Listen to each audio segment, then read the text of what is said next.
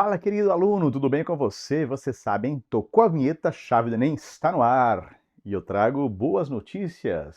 Você já está começando comigo aqui a segunda rodada do segundo bimestre. Isso quer dizer o quê, professor? Quer dizer que faltam com essa, né? Essa e mais 3 aulas para fecharmos o ciclo das 4 aulas que encerram o semestre, o primeiro semestre letivo de 2025. O tempo passa voando, não é isso mesmo? Bom, temos noite então de linguagens, começando esse ciclo. Teremos língua portuguesa e teremos o que mais? Teremos literatura. Depois disso, correção de exercícios.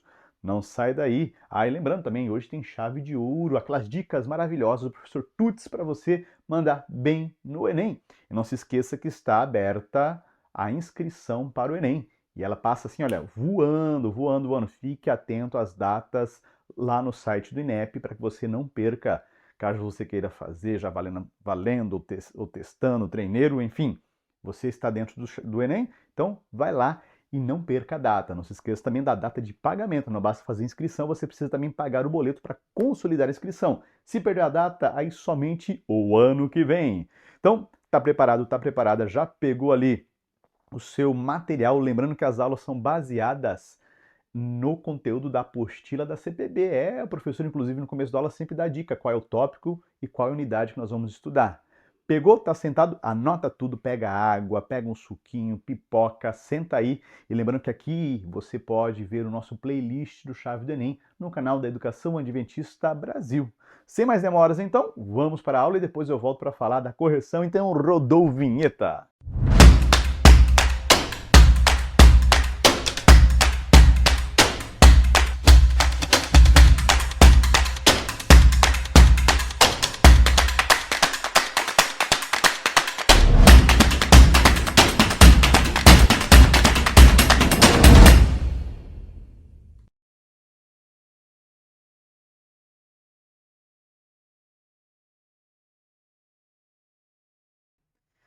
Fala, galerinha! E aí, tudo bem com vocês? Animados aí para mais uma revisão aqui no Chave do Enem de língua portuguesa?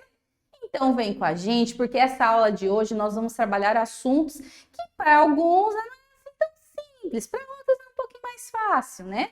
Nós vamos falar sobre os termos integrantes da oração e os termos acessórios da oração. Lembrando que isso tem a ver com as funções sintáticas que as palavras podem exercer em uma oração. Então, como termos integrantes, a gente tem ali os complementos verbais e o complemento nominal. Como termos acessórios, aí a gente tem um pouquinho mais de elementos ali, ó. Aposto, vocativo, adjunto adverbial e o adjunto adnominal. Então vamos nos debruçar um pouquinho mais em cada um deles? Então vamos lá. Primeiro item aqui, ó, termos integrantes da oração. Então vamos falar do complemento verbal. O que é o complemento verbal? É o complemento de um verbo. Nossa, professora, isso eu acho que eu sei, né? Então, que tipo de verbo pede um complemento verbal? Vamos ver se você sabe. Os verbos transitivos. Então, toda vez que você tiver um verbo que é transitivo, significa que você vai ter um complemento verbal, ou seja, um objeto, que pode ser ou objeto direto ou objeto indireto. E o outro termo integrante da oração são os complementos nominais, mas a gente vai primeiro, então, para os complementos verbais, tá? Então, o que seria o objeto direto? É o complemento do verbo transitivo direto. Esse complemento, ele vai se ligar ao verbo sem o auxílio de preposição. Sem, tá? Presta atenção nisso, sem. Então, por exemplo, ali, ó, comprei. Quem compra tem que comprar algo. O que eu comprei? Um presente. Então, um presente vai ser o objeto direto do verbo comprei nessa frase, certo? Mas, professora, tem o um. Ah, mas um não é preposição. Aí você tem que fazer uma revisãozinha aí lá na sua listinha de preposições. Eu já paguei esse mico muitas vezes, mas vou tentar só um trechinho para você se lembrar da musiquinha das preposições. Ante, após, até, com, contra, de, desde, em, entre, para, perante, por, sem, sob, traz, decórias, tá bom? Um não é preposição, então eu tenho ali um objeto direto. Outra forma de você verificar é também pelo tipo de pergunta que é feito para o verbo. Comprei o quê?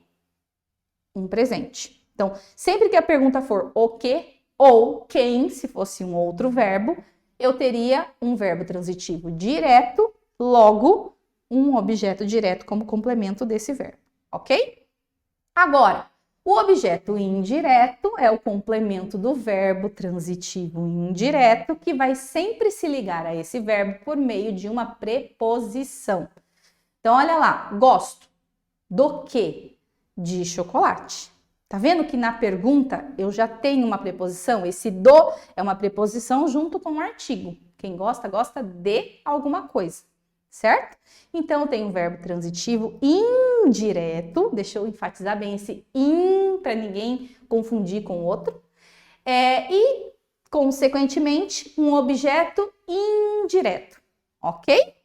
E assim, nós finalizamos aí os complementos verbais, que só são esses, ok? Nós temos até outros elementos que vão se relacionar com o verbo, que a gente vai ver daqui a pouquinho, mas aí eles são classificados como termos acessórios da oração e não integrantes, ok?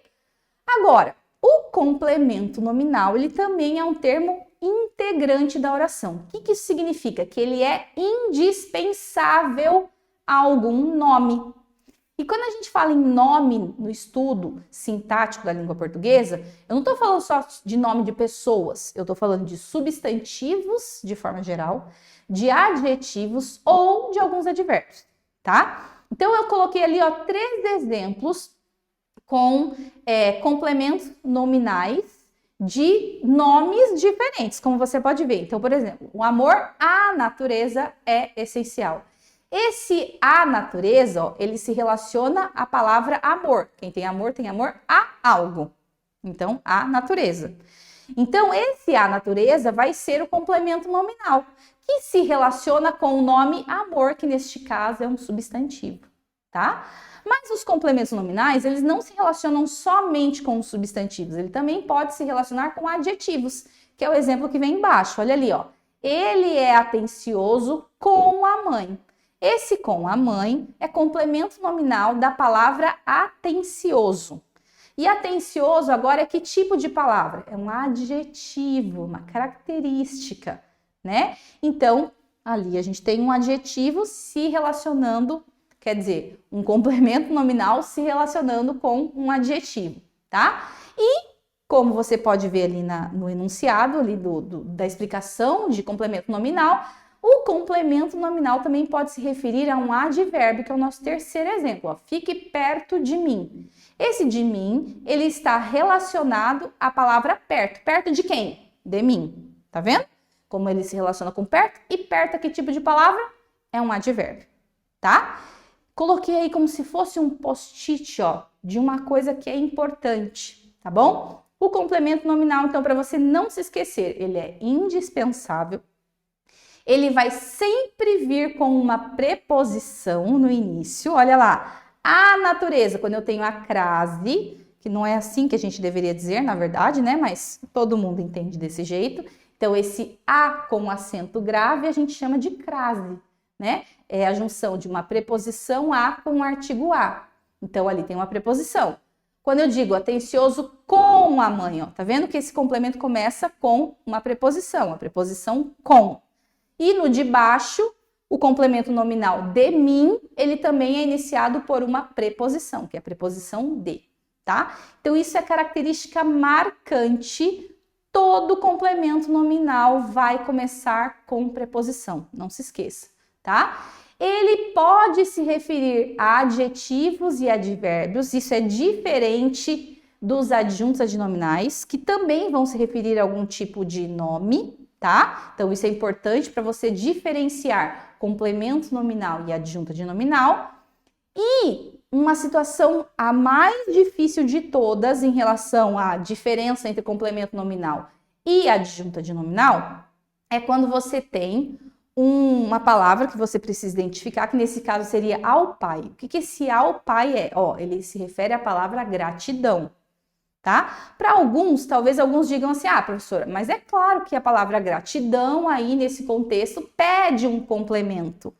Mas para outros alunos isso não é tão simples assim. Então tem uma uma diquinha que pode te ajudar. Então, toda vez que esse ao pai, que se refere a um substantivo, nesse caso um substantivo abstrato, a gratidão ao pai foi comovente, tá? Toda vez que ele for paciente, o pai recebeu essa gratidão.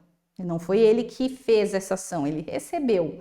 Então, é porque esse termo vai ser um complemento nominal, tá bom? Mas essa lógica aí é só para esses casos que são os mais difíceis, que é quando você tem ali um termo da oração que está relacionado a um substantivo ligado por meio de uma preposição, que pode ser tanto uma adjunta de nominal quanto complemento nominal. Então, se você ficar em dúvida, lembre-se desse detalhe, tá? Nessa outra tela aí, você vai ver que nós vamos relacionar aí os termos sintáticos relacionados a um nome, tá? Então, o que sintaticamente estará relacionado a um nome? Os adjuntas adnominais, os complementos nominais, que foi esse que a gente acabou de ver, o predicativo, que a gente viu em outros tempos, que é a caracterização ali ligada por meio de um verbo de ligação, e o aposto, que a gente também vai ver hoje, tá bom? Essa ideia é importante para você se lembrar. Então, o que é função sintática? Você vai ter que ver aquele pedacinho tá ligado com que palavra? A um verbo, um nome. Então, quando estiver relacionado a um nome, quais são as possibilidades de funções? Essas que estão aí na sua tela. Ou vai ser predicativo, ou vai ser aposto, ou vai ser adjunta de nominal, ou vai ser um complemento nominal.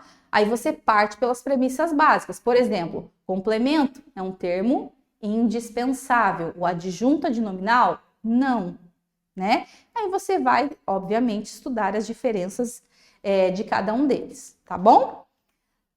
Agora, então, chegamos aos termos acessórios da oração.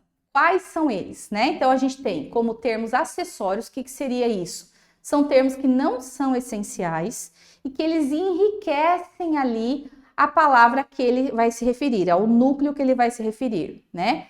No caso do adjunta de nominal, do aposto, ele vai se referir a um nome, né? No caso do adjunta adverbial, ele vai se referir a um verbo, não normalmente. A gente já vai falar um pouquinho sobre ele também, tá? Então, são todos esses dos termos acessórios: adjunta de nominal, adjunta adverbial, aposto e vocativo. Então, vamos lá para cada um deles. O adjunto adnominal é o termo que acompanha e caracteriza um substantivo. Então, olha a primeira diferença, tá? O adjunto adnominal só vai se referir a um substantivo. Viu que fácil? Então, se eu tenho uma palavra que se refere a um nome, que é um adjetivo, opa, não é adjunto adnominal, tá? Então, vai lembrando desses detalhezinhos. O adjunto adnominal, ele pode ser só um artigo, só um numeral, só um pronome, só um adjetivo, mas também pode ser uma locução adjetiva. E quando ele é uma locução adjetiva, normalmente ele vai ser iniciado por uma preposição. E é nesse caso que isso às vezes começa um enrosco ali entre adjunta de nominal e complemento nominal. Mas nas demais situações, gente, percebam, é fácil. Se é só um artigo, se é só um pronome, se é só um adjetivo que vai se referir a um substantivo, adjunta de nominal. Então, olha o exemplo que a gente tem ali, ó. Aquela menina bonita saiu cedo. Qual é o núcleo que a gente tem ali desse sujeito, por exemplo? Menina, tá? Esse aquela tá falando de quem? Aquela menina, ó, tá vendo? Bonita, tá caracterizando a menina. Então, veja que ambas as palavras vão se referir ao núcleo menina. Então, caracterizando, especificando essa palavra. Então, isso é o quê? Adjunta de nominal, porque eu tenho um pronome e eu tenho adjetivo. Lembra que o complemento nominal sempre vai começar com preposição? Não tem nenhuma preposição aqui, já tirei de letra adjunta de nominal, tá?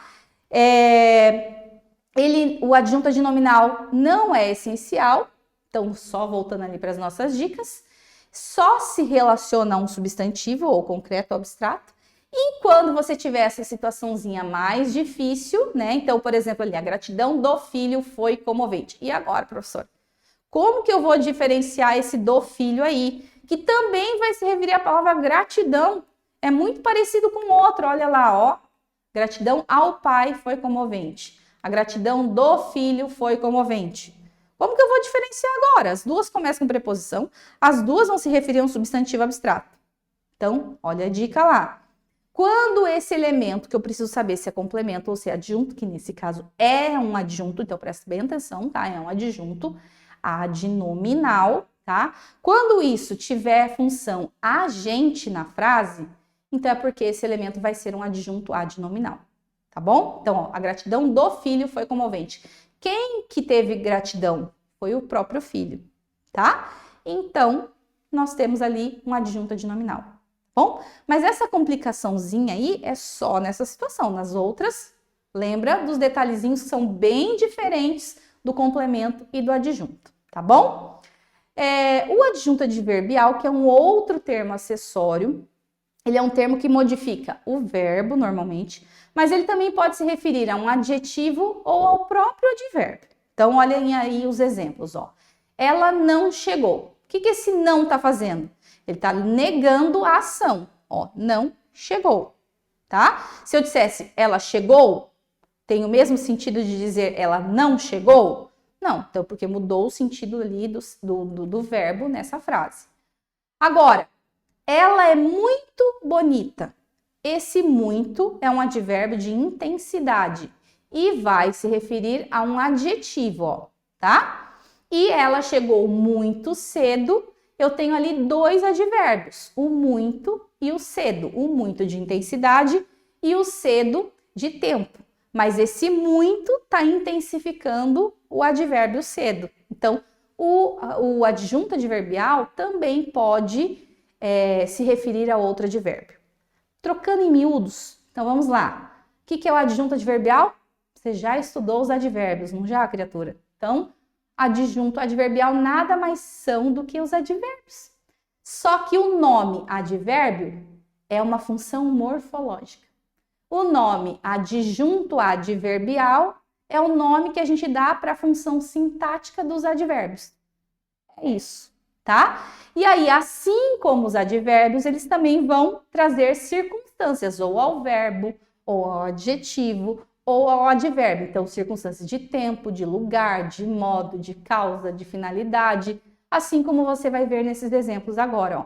Cheguei cedo. Cedo é um adjunto adverbial de tempo, porque ele indica tempo em relação ao verbo. Moram ali. Ali vai indicar onde eu moro. Então, lugar. Fez tudo rapidamente. Rapidamente é a forma, é o modo como eu fiz alguma coisa, tá? E assim por diante. Então, tem adjuntos adverbiais de causa, de finalidade, de instrumento, de companhia e tem outros. Aqui são só alguns exemplos, tá bom? Então, esses são os adjuntos adverbiais, eles também são acessórios. Cuidado, lembra que eu ia falar sobre ele lá no comecinho da aula? Para você não confundir adjunto adverbial com objeto. Por quê? Porque o adjunto adverbial também vai se relacionar com o verbo. E aí? Mas olha como a pergunta é diferente. Ó. Cheguei. Você vai perguntar o quê? Cedo? Não, cheguei. Quando? Cedo. Moro? Onde? Ali. Fez? Fez tudo? Como? Rapidamente.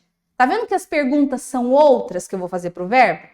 Então, se essas perguntas estiverem relacionadas justamente à ideia de tempo, modo, negação e assim por diante, é porque é um adjunto adverbial e não objeto, nem direto nem indireto, tá bom? Então, só cuidadinho, lembre-se bem desses detalhes para você não confundir adjunto adverbial com objeto, tá bom? O aposto, o que é o aposto? Nada mais é do que um termo que vai explicar, resumir, especificar alguma coisa que foi dita anteriormente. Então, Machado de Assis, grande escritor brasileiro, nasceu no Rio de Janeiro. Esse grande escritor brasileiro é o aposto. Percebam que, inclusive, eu posso tirá-lo da frase. Ó, Machado de Assis nasceu no Rio de Janeiro. O que esse grande escritor brasileiro está fazendo aí nessa frase? Está especificando, está explicando melhor para quem não lembra quem é Machado de Assis, quem é ele. É isso, isso é o aposto. Normalmente ele vem entre vírgulas, mas você não pode colocar isso como regra, porque às vezes tem outros termos da oração que também estarão entre vírgulas e não serão aposto, tá bom? Então você tem que entender, acima de tudo, o que é um aposto, que pode estar entre vírgulas, tá bom? E o vocativo vai ser um termo que eu uso para chamar, invocar, interpelar algum interlocutor. Cuidado para não confundir isso com sujeito, não é sujeito, tá? João, vem aqui. Então, esse João, que é o equivalente ao chamado, chamando alguém, isso daí vai ser o vocativo. E normalmente o vocativo ele é separado do restante da oração, tá? E por hoje é isso. Espero que você tenha aproveitado bastante essa aula, aprendido bastante para você arrasar aí nos seus exercícios. Um abraço para todos e até mais!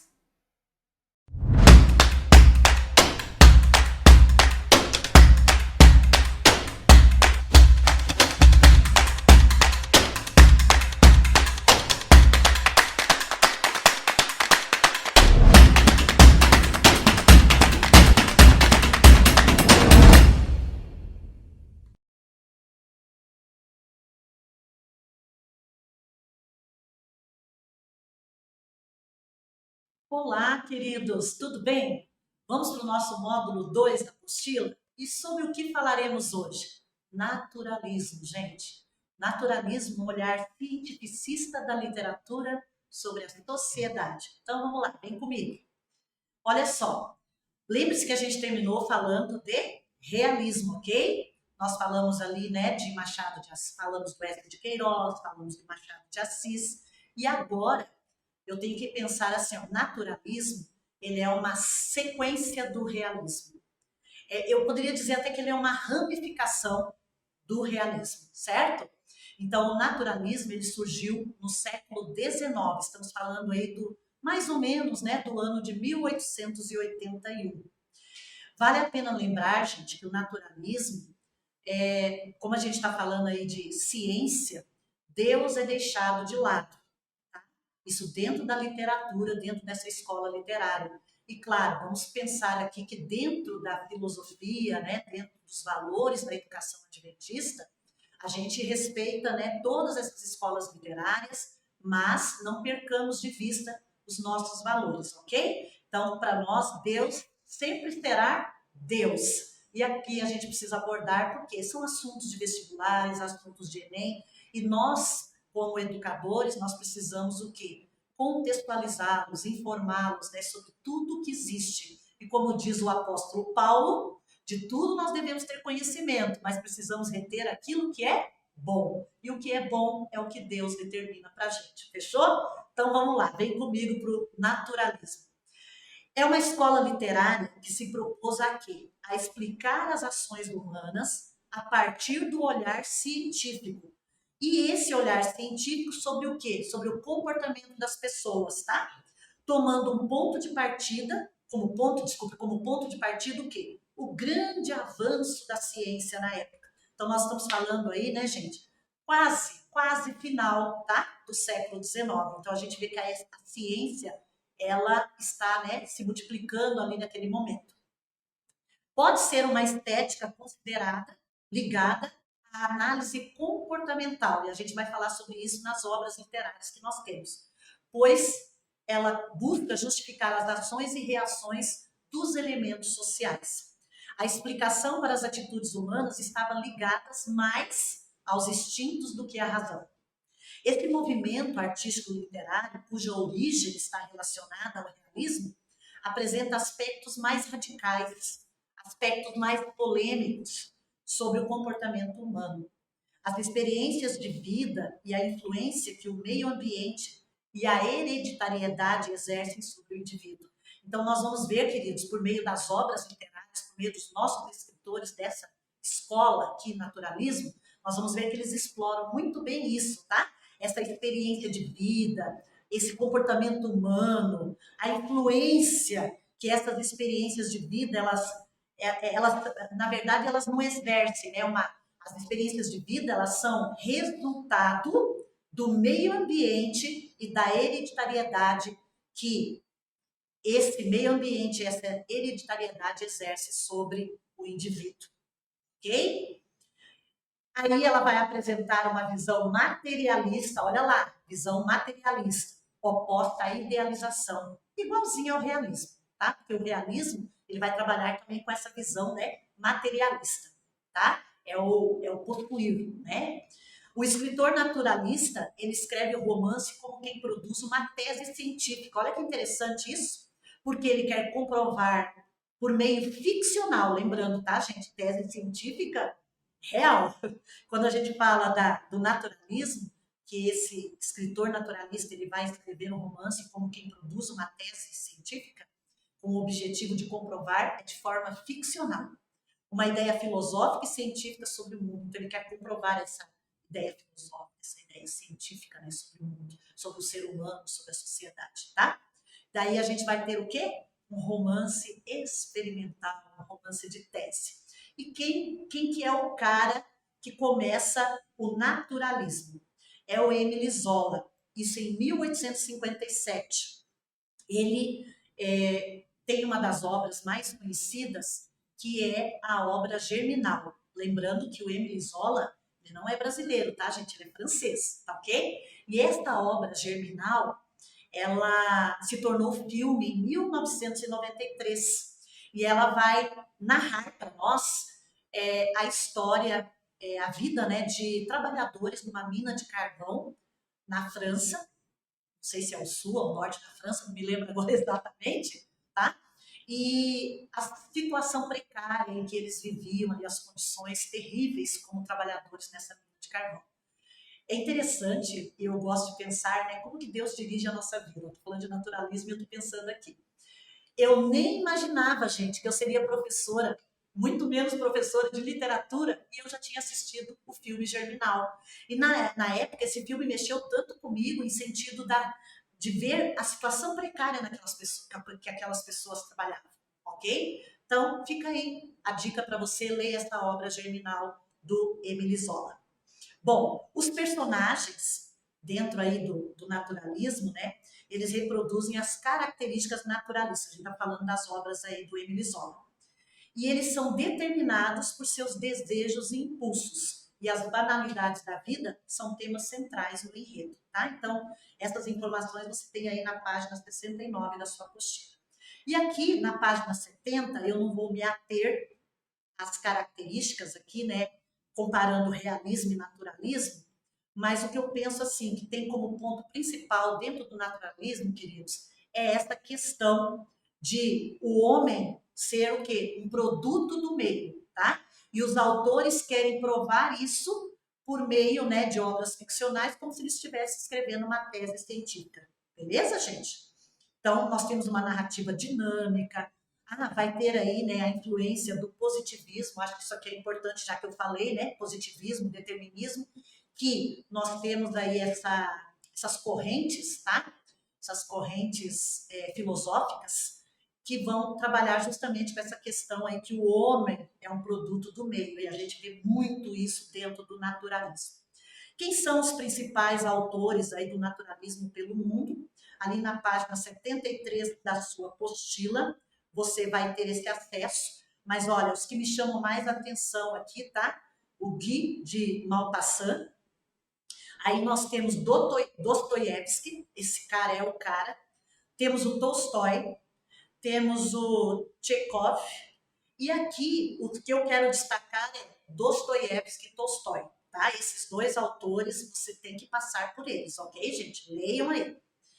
E aí a gente sai de naturalismo na Europa e a gente vem agora, né, naturalismo brasileiro, certo? Assim como o realismo surgiu no Brasil somente na segunda metade do século XIX, em um contexto de agitação política e social, tá? Lembre-se aí, né? Brasil República, aquela coisa toda. Nós temos aí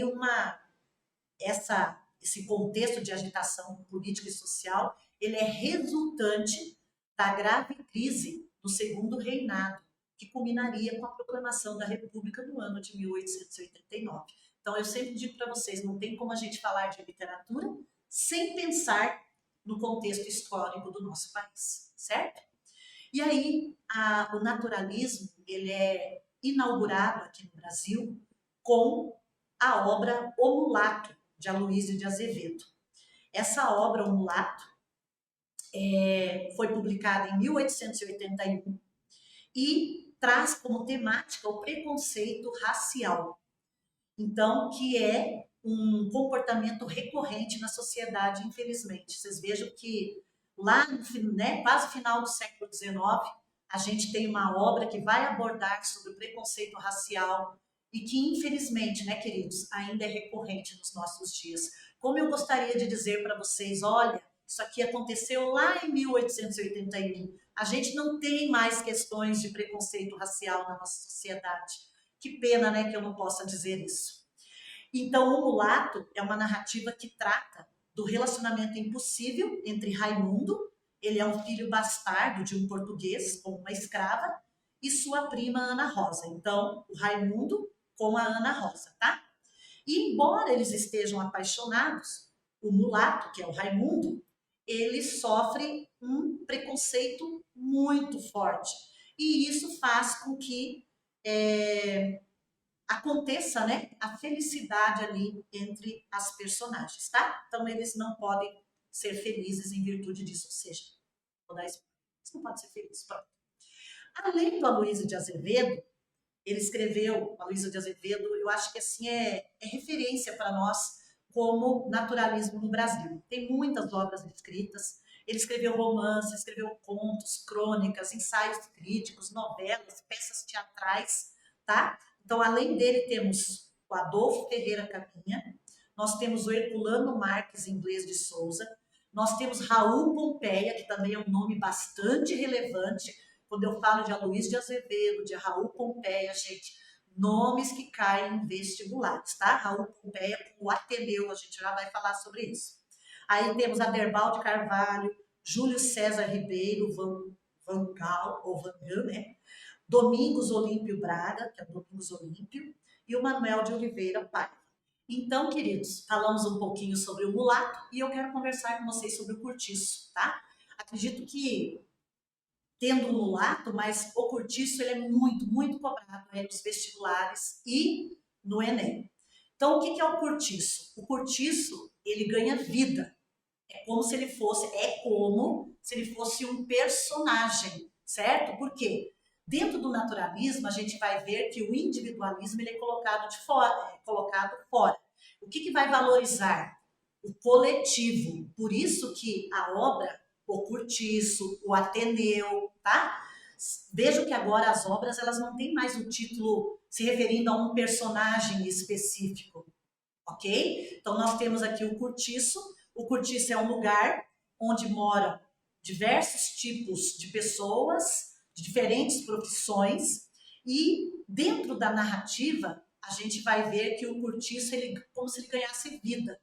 E dentro da narrativa, o narrador também ele vai trazer para nós um negócio chamado zoomorficação, que é essa questão do homem sendo como se fosse um animal, ok? Então, o zum do Cortiço, né? O narrador vai falar isso. Esse zum não é o som produzido pelas abelhas, ok? Então, o homem, a fala das pessoas, o zum, né? A falação em excesso.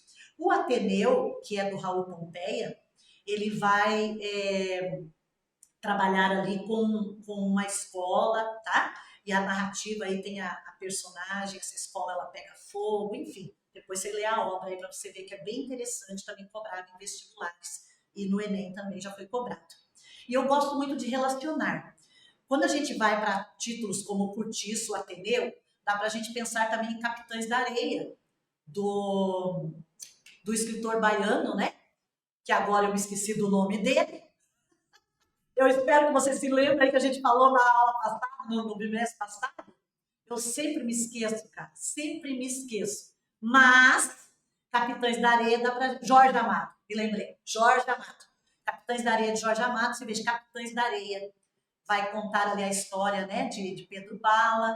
E aí vejo que o personagem da capa não é Pedro Bala, o título da obra, mas sim Capitães da Areia. Então, trabalhando essa questão também da coletividade. Beleza, gente? E aí, claro, não tem como a gente falar de naturalismo sem falar da Júlia Lopes, uma escritora à frente de seu tempo. Júlia Lopes de Almeida foi uma das mais importantes escritoras naturalistas. Ela escreveu uma vasta obra literária, com romances, contos, peças teatrais e crônicas. E ela destacou-se em uma época em que a participação da mulher na vida intelectual pública era incomum. Por isso que eu fiz questão de trazê-la aqui, tá? Também cai em vestibulares, ok? Foi uma grande defensora dos direitos da mulher e da abolição da escravatura, gente. E eu trouxe aqui 4 títulos, né, de obras aí dela, tá? A Caolha, a Falência, caiu na Federal aqui do Paraná, né? Eu tô no Paraná, viu, gente? A Universidade Federal do Paraná cobrou a falência no vestibular do ano passado, tá? 2024 para 2025. A Valsa da Fome, o Futuro Presidente, e Era uma Vez. Então, essa mulher, ela vai abordar temáticas relacionadas, né, às mulheres, e aí ela tem esse olhar voltado para nós, beleza? Por hoje é isso, meus amores. Fiquem com Deus e não se esqueça que logo em seguidinha tem simulado aqui para você fazer. E todo esse conteúdo aí você encontra no módulo 2 da sua apostila. Beijo, tchau!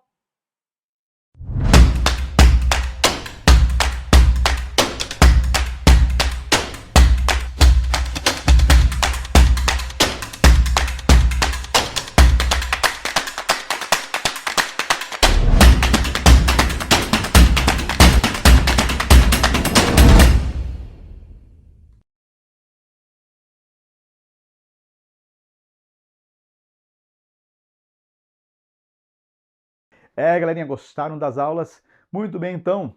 Você sabe que depois da aula tem correção de exercícios. Vamos então, nós temos um recadinho e depois correção de exercícios. Eu não vou demorar mais, não vou segurar você aí, mas rodou a vinheta.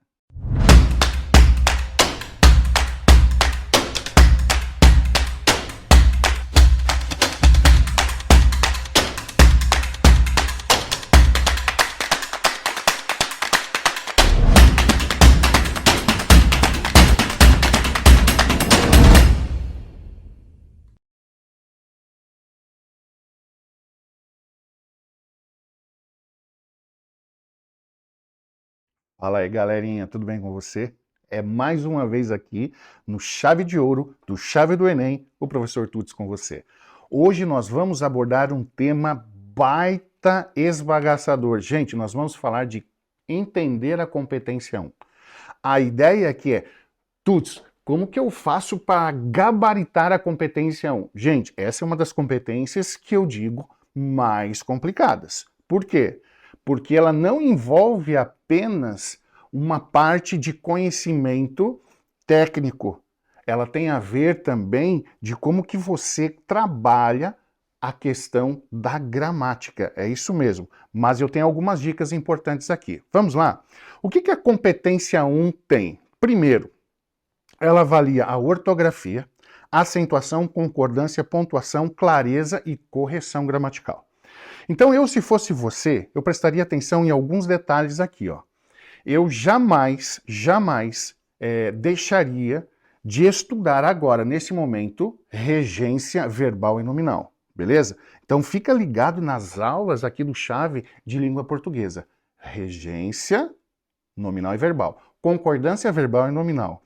Crase, a vilã, pontuação, sobretudo a vírgula, acentuação, beleza? Eu acho que esses são os temas, assim, que um corretor, quando ele bota o olho assim, ó, pá, ele pegou a redação, gente, ele consegue ver esses problemas. Esses são os problemas mais aparentes no que tange a língua portuguesa, certo? Então, se fosse você, eu focaria nisso. Por quê, Tuts? Por que você está dando essa dica? Porque eu vou te falar agora como que você faz para conquistar esses 200 pontos, tá? Então, a competência 1, ela está bem clara aqui. Isso aqui é lá no caderno de produção textual do Enem, certo? Ela diz assim, a competência 1 avalia a variedade padrão da língua portuguesa, ou seja, analisa se o aluno conhece e aplica as regras gramaticais na escrita do seu texto.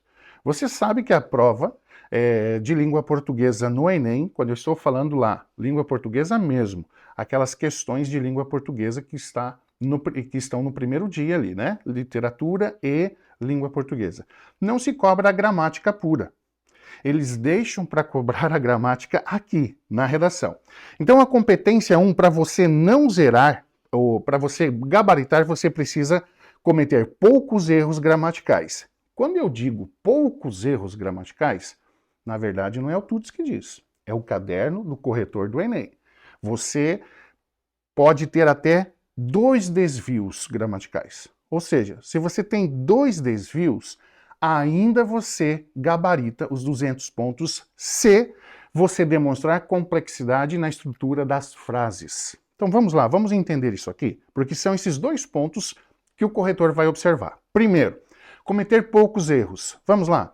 No Enem funciona assim, gente. Não funciona a quantidade de erro que você tem, mas o tipo de erro que você cometeu, certo? Nem vamos tratar como erro, vamos tratar como desvio.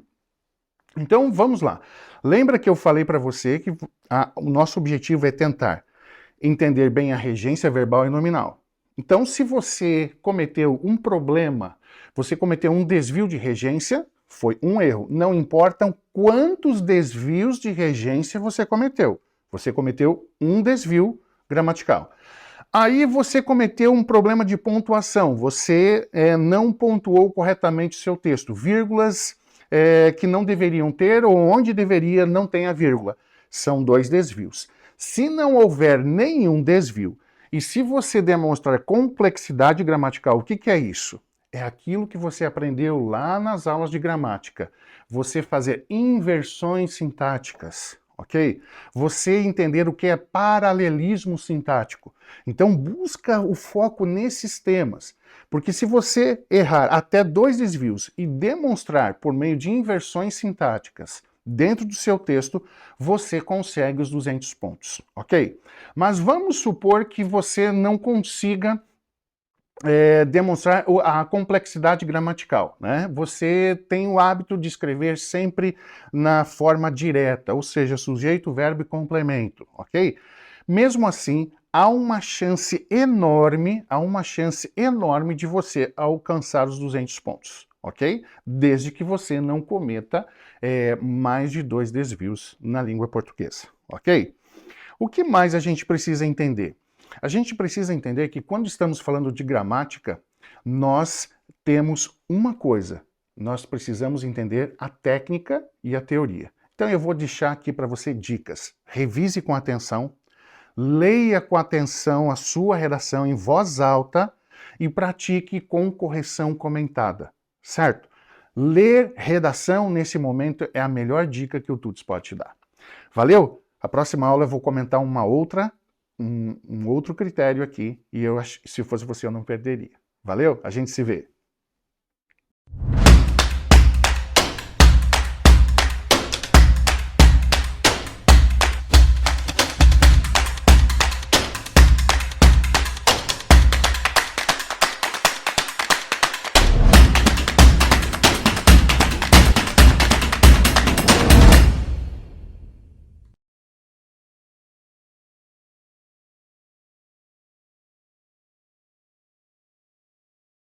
E aí, galerinha do Chave do Enem, beleza? Tudo bom? Professor Yuri, agora vamos passar para a resolução dos exercícios. A primeira delas, a Revolução Francesa.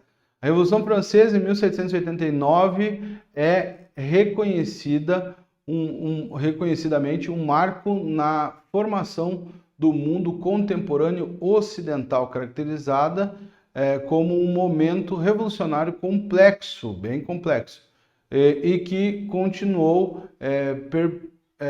repercutindo na França até 1840. Além da ruptura imediata com o antigo regime, no contexto político internacional, a Revolução teve um significado ainda mais abrangente, pois, tá? E aí a questão certa, a alternativa certa é a D, tá? Influenciou lutas de muitos povos contra o poder autoritário e a favor da liberdade, da democracia, do progresso e da modernização, beleza? Vamos então passar para a próxima, uma questãozinha aqui retirada do Vovelli, tá? A nova Assembleia, a Convenção, dividiu-se rapidamente em 2 grupos rivais, embora entre eles muitos deputados do centro, chamado planície, relutassem em tomar uma posição. Quais eram esses 2 grupos rivais? Tá, gurizada? Essa daqui tu tem que olhar para ela e matar. É a D, tá? As reivindicações sociais e políticas dos jacobinos contrariavam os interesses da parte da alta burguesia, que era representada pelos girondinos, tá? Girondinos e jacobinos, eles dois fizeram parte do processo, um representando a origem da esquerda e outro representando a origem da direita. Olha só que coisa interessante, tanto direita quanto esquerda surgiram no mesmo lugar. Vamos lá então, terceira. Se a economia do mundo do século XIX foi marcado principalmente sob a influência da Revolução Industrial Britânica, sua política e ideologia foram formadas fundamentalmente pela Revolução Francesa. A França que fez suas revoluções e a elas deu suas ideias, a ponto de bandeiras tricolores de um tipo ou de outro terem se tornado o emblema de praticamente todas as nações emergentes. E a política europeia, ou mesmo mundial, entre 1789 a 1917, foi em grande parte a luta a favor e contra os princípios de 1789. Tá? E aí vamos lá agora para ver qual que é a sequência correta. A sequência correta aqui é o primeiro acerto é verdadeiro, o segundo é verdadeiro, o terceiro é falso. Por quê? Porque na primeira fase não eram os jacobinos, eram os girondinos, e a terceira também está correta. Então é a letra B, tá? Vamos lá. 1808, a família real portuguesa chegou ao Brasil. Esse fato provocou mudanças estruturais na colônia e no jogo político europeu da época. E a esse respeito, assinale o que for correto. Então, a sequência correta é a sequência que nós temos como certa: A2, A4 e A8, tá? Então, é A14. Beleza? Então, vamos voltar aqui a 2. Uma das principais consequências da presença da família real no Brasil foi a proclamação da independência ocorrida em 22. A 2. A 4. A criação do Jardim Botânico do Rio de Janeiro, o Banco do Brasil, ocorreu após a chegada da família real. E a 8. Além de Dom João VI, príncipe regente, a rainha mãe, Dona Maria, sua esposa Carlota Joaquina e seu filho Pedro desembarcaram em terras brasileiras em 1808. E vamos para a última, considerando a permanência da família real no Brasil entre 8 e 21, é correto afirmar em relação ao processo de independência do Brasil e a formação do Estado Nacional que, tá? Então aqui, vamos passar aqui já para ver, tá? A única que está correta é a 2. Tá? Então, é a letra B. Então, vamos lá para 2. Foi o resultado de um arranjo político que perpetuou a monarquia, assim como os antigos privilégios dos latifúndios escravocratas. Né? Uma coisa que é bem interessante na independência do Brasil é que Dom Pedro I ele fez a independência de algo que era dele para continuar sendo dele. Né? Então, isso é bem interessante. Ficamos por aqui, então. Um grande abraço a todos.